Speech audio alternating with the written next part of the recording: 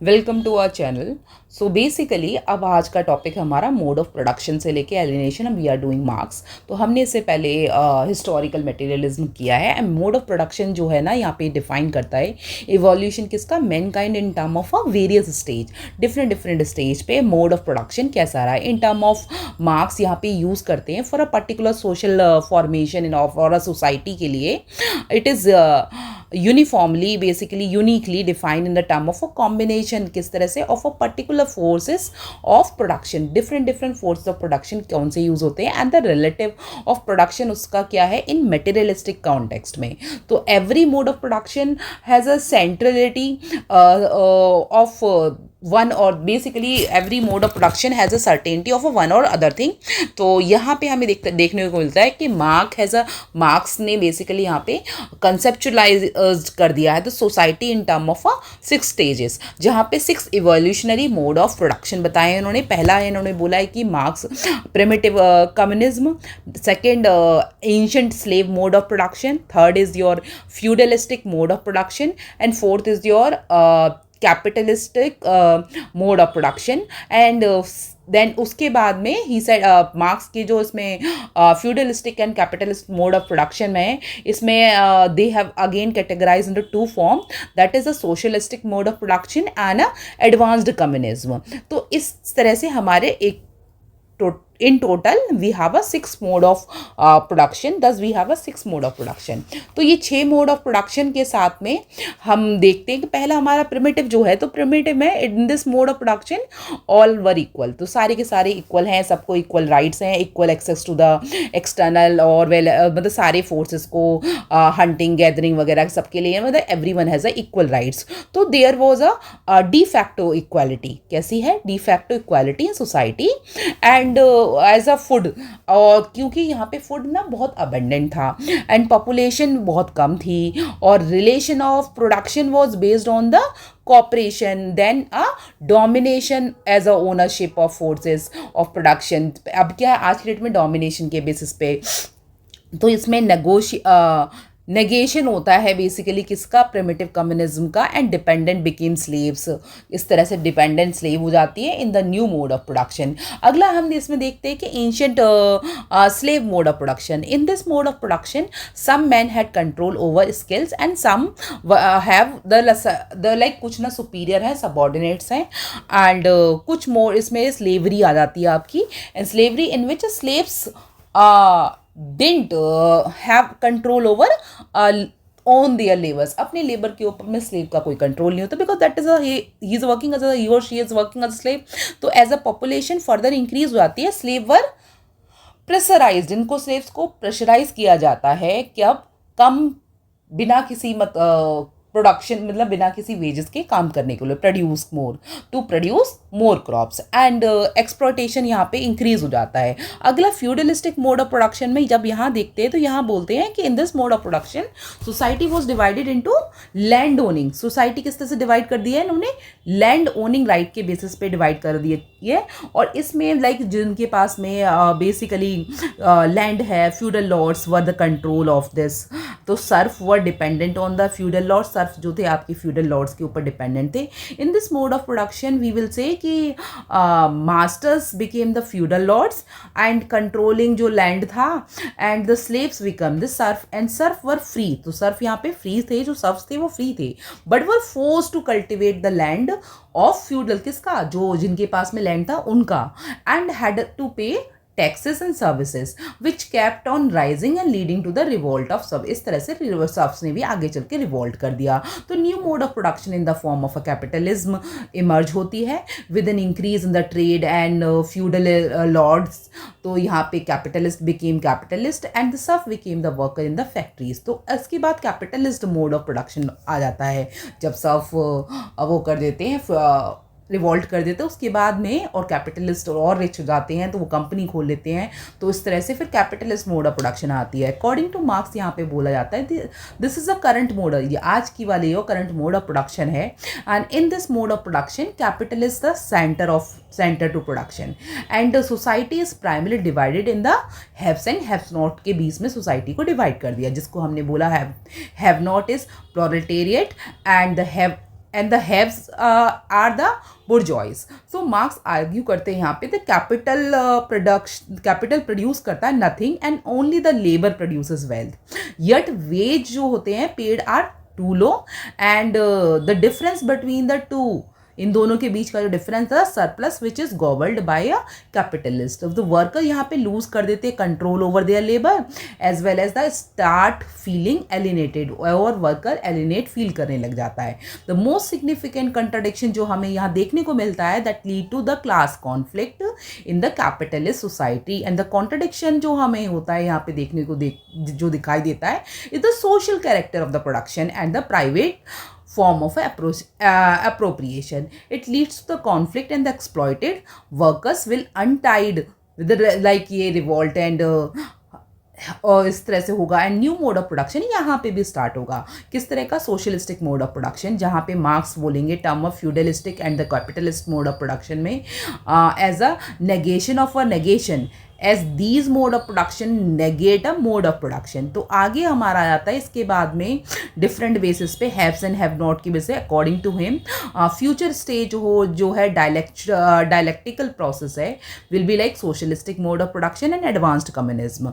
Socialistic mode of production ये एक तरह का ट्रांजिटरी मोड ऑफ प्रोडक्शन है जहाँ पे हमें proletariat will be the will topple the bourgeois or in a revolution and will control the forces of production. तो मार्क्स यहाँ पे कॉल करेंगे dictatorship of a proletariat as for the short while and worker control the forces of production. and इस तरह से result क्या होगा into the reversal of the control. and however marks यहाँ फिर भी believe करते थे control by the workers shall also come to an end to realize the true potential of all human beings because he wants to that हर कोई ना अपना potential की ना वर्थनेस इंपॉर्टेंस फील करे. तो नेक्स्ट एडवांस्ड कम्युनिज्म में मार्क्स बोलेंगे in this is वो basically the final mode of production. ये हमारा लास्ट है, फाइनल मोड ऑफ प्रोडक्शन है. यहाँ पे like basically production will be communally owned रहेगा as a worker to renounce रहेगा and their rule and everyone will carry on his or her own creative pursuit and there will be a no class in the society. There will be no state and a person's true self or being will be reintegrated with oneself. According to Marx, this will be the last mode of production जहाँ पे contradiction will be resolved and in the modes and hence there will not be any new unequal relation of production. In this mode of production collective production जो होता है हमारा remain रहता है but qualitative nature of relation will be transformed and ownership will also be now collective. Dialectical principle है यहाँ पे will cease the operate to what mode of production and this stage is like closing chapter of dialectical materialism. तो marks का ये dynamic model of system है जो based upon किसका preposition है continuous change in the forces रह रहा है एंड रिलेशन इसकी वजह से प्रोडक्शन इन रेस्पॉन्स में चेंज हो रहा है, changing in material condition and continuous struggle continue रहता है दो क्लास के बीच में, capitalist and it's socialism and communist के बीच में, इनके बीच में टू कैपिटलिस्ट टिल कैपिटलिज्म तक, मतलब हैव्स एंड हैव नॉट के बीच में स्ट्रगल चलता ही रहता है एंड इट्स उसके बाद में हमें सोशलिज्म एंड कम्युनिज्म के बीच में देखने को मिलेगा.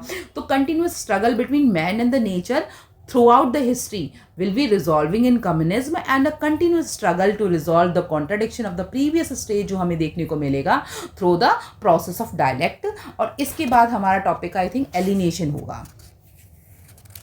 हाँ, next is Marx on individual पे हम देख मार्क्स इंडिविजुअल पे क्या बोलते हैं, man is a perpetually dissatisfied, man perpetually dissatisfied है and be created new needs once existed needs satisfied और न्यू नीड्स के ऊपर भागता है. जैसे मैंने कल बताया था कि like I bought this Samsung S9 ultra tab, so now my next need is Mark 2, मुझे खरीदना है. तो दैट इज वॉट मैन क्या है, I am also a person. हालांकि सोशियोलॉजी ने काफ़ी भेदभाव किया हम वुमेन्स के साथ में, they have never used the term women, they have always used man. ठीक है, वी एक्सेप्ट क्योंकि उन्होंने किया डिसइंटीग्रेशन. एनोक्ले बोलती हैं तो ठीक है, सही बोलती हैं एनोक्ले.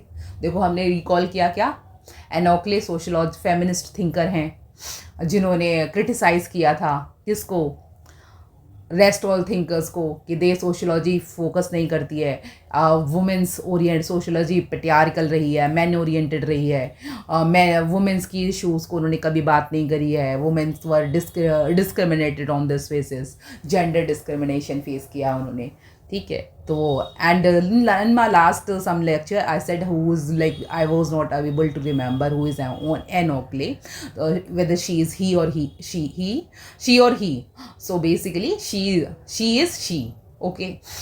हाँ, जब कोई लड़की होगी तभी तो बोल सकती है, इट्स ऑब्वियस, इस तरह से याद करो, ठीक है। एलिनेशन के बारे में आते हैं अब। इसमें एलिनेशन में हमारा क्या है कि मार्क्स बिलीव करते हैं दैट, इसमें होगा हाँ ये एलिनेशन, यहाँ पे मार्क्स बिलीव करेंगे that there is an inherent relation between labour, human nature and this relation is perverted in capitalist mode of production. He calls perverted relation एक तरह का एलिनेशन में एलिनेशन बोलते हैं। एलिनेशन एक्सप्लेन करता है peculiar form that our relation to our labor has taken under a capitalism, and labor in capitalism is no longer seen as serving the purpose of a human existence. Rather हमें देखने को क्या मिलता है, then being an end in itself, an expression of human capabilities. Labor in capitalism is reduced to being a mean to an end. तो यहाँ पे हमें देखने को मिलता है कि बेसिकली एलिनेशन अंडर कैपिटलिज्म जो देखने को देखा है, तो यहाँ पे इट्स लाइक एक तरह का central role of Marxian understanding जो होगी एक्सप्लॉयटेशन का जो है वो ड्वेल करता रहता है ऑन हिज ओन वर्क, जो वर्क है economic and the political manuscript जो 1844 में मार्क्स ने लिखा था। हाँ, ये रहा आपका एलिनेशन का इकोनॉमिक्स एंड पॉलिटिकल मैन्यूस्क्रिप्ट। तो हम इसको एक बार पढ़ लेते हैं एलिनेशन से। Under the capitalist worker are the alienated form, जहाँ पे the product they don't own what they make and the process work is controlled, fellow human competition है, and the species being human creative potential and ideology and false consciousness, यहाँ पे ruling class shape ideas, so exploitation appear normally, political and cultural institution legitimate class rule until proletariat developed class consciousness and state and revolution, यहाँ पे the state जो है एक instrument है of a class domination का, and Marx envisages करते हैं proletariat को seizing state power leading eventually to a classless society where the state withers away and theory है किसकी, not step by step policy. Method of dialectical materialism में इसमें हम बोलते हैं adapt Hegel's dialect to material condition, कल भी पढ़ा था। Contradiction in the economic basis produce qualitative transformation in the society. तो यहाँ पे एलिनेशन दो तरह से होती है। पहली चीज हमने क्या देखा कि alienation it is given on the mode of production, it increases with the time, और दूसरा it degrees increases with the mode of production itself changes हो जाता है। History of Mankind is a history of alienation. It is least primitive in communism and peak in capitalism, and work become suffering in capitalism. वहीं पहले वाले case में क्या है, this is because material forces become stronger and control over a forces of production become higher, tighter and leading to the increasing exploitation. For example, जैसे हम देखते हैं कि slaves in an ancient mode of production became some more alienated as they are burdened with more work, less food. Similarly, in feudalism, also taxes and hardship on the serf lied, and this increase with time. क्योंकि Surf क्या है, उसी बेचारे मतलब कर्ज में ही डूबते चले गए, ठीक है। तो that's all, this is how we have finished our alienation. और तो एलिनेशन में हमने एलिनेशन इज लाइक क्या है, एक तरह का form of process of production है, प्रोसेस जिसमें हमें देखने को मिलता है कि process of production is the capitalism is defined is the irrespective, किसके रिस्पेक्ट में, individuality of workers. It mix कर देता है, workers can not change it, तो it is a mixed and workers can not change it, and workers only the man and the machine which are given more importance. So worker lose control over production in capitalism, hence feels alienate करता है। इस तरह से ये alienate feel करता है। जैसे कि अभी AI आ गई तो वर्कर्स क्या है, जो वर्कर्स है वो एलिनेट फील कर रहे हैं। Next, alienation from the product. यहाँ पे द इन कैपिटलिज्म प्रोडक्ट जो है, जो प्रोडक्ट है आपका, that doesn't belong to those who produce it, जो प्रोड्यूस करे उनको बिलोंग नहीं करता, बल्कि to the capitalist. The worker don't have any control over the quantity, quality and the nature of the product, and moreover the same product has to be purchased from the market. उसे अगर suppose chips बना रहा है, chips की factory में काम कर रहा है, बट उसको वो मार्केट से चिप्स खरीदना ही पड़ेगा, दो ही इज प्रोड्यूसिंग इट. तो this is a leading to sense of alienation from the product. तो next is your alienation from the fellow worker. Workers is a compartmentalist mentalised and the worker gets no time to interact with others.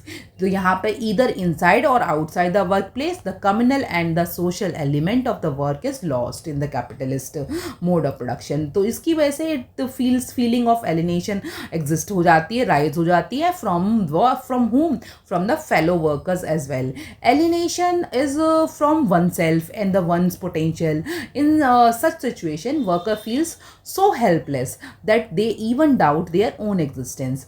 Work is not your choice but a compulsion. Work is external to the worker and it is not a part of nature. So he loses what? Control over his own thought also, and none of his thought can be transformed into reality, and he gets alienated from thought also. And this is a peak of alienation.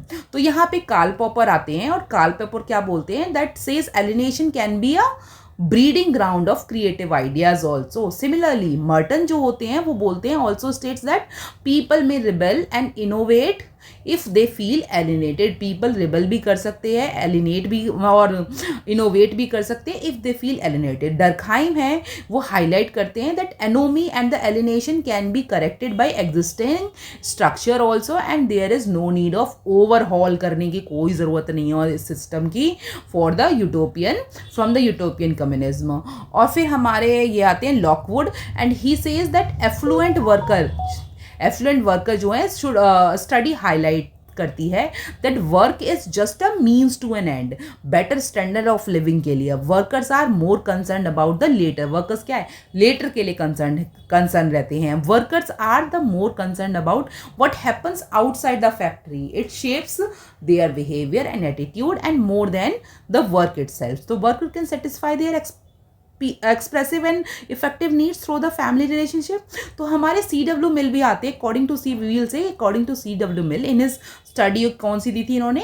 Middle class entitle white collar 1951 में लिखी थी उन्होंने. He said it is not just a working class that suffers alienation but also collared staff also witness alienation. Even white collar staff has to assume a false personality at work in term of a fake smile, artificial politeness, etc., which alienate themselves from their own true self. तो वो भी अपने true self से like वो कितना भी stress में हो, ठीक है, उसी कंपनी में काफ़ी losses हो रहे हैं, but still he is supposed to behave like that nothing is wrong, everything is right. तो basically according to him the personality is also sold to employer. तो रॉबर्ट ब्लूनर आते हैं, ये भी एलिनेशन एंड फ्रीडम पे बोलते हैं 1960. अभी हमने कई सारे देखो, कार्ल पॉपर किए, फिर हमने मर्टन देखे, फिर डर्कहाइम देखे, फिर लॉकवुड देखे, CW मिल देखे, इतने सारे चार पांच थिंकर देख लिए हमने इस पे एलिनेशन पे. तो I think we will be able to do it easily. Alienation हमने देखा, तो मार्क्स वेबर क्या बोलेंगे? अब देखो कार्ल मार्क्स पढ़े, इनको भी देखिए. मार्क्स वेबर बोलते हैं कि say that bureaucratisation of a society leads to alienation. जो हमने ब्यूरोक्रेटाइजेशन कर दी सोसाइटी की, इसकी वजह से ये एलिनेशन की तरफ में चला जाता है. As a man is guided with a fixed rule and his creativity is suffered. According to Karl Marx, bureaucratization जो हमने सोसाइटी का कर दिया है, इसकी वजह से मैन एलिनेट फील करता है, और जो लीड करता है उसकी जो क्रिएटिविटी होती है वो सफ़र करती है इसकी वजह से. So we have quoted this also. तो Marx never said that industrialization leads to alienation. Marx ने कभी नहीं बोला कि इंडस्ट्रियलाइजेशन की वजह से एलिनेशन फील हो रहा है, but it is the capitalism which leads to alienation. वो बोलते हैं कि कैपिटलिज्म है जिसकी वजह से एलिनेशन हो रहा है इंस्टेड ऑफ इंडस्ट्रियलाइजेशन. तो he was never against industrialization. ठीक है, तो अभी तक ये हमने कर लिया. अगला टॉपिक रहेगा हमारा class in society. So we have today covered mode of production and your alienation. So this is all for today.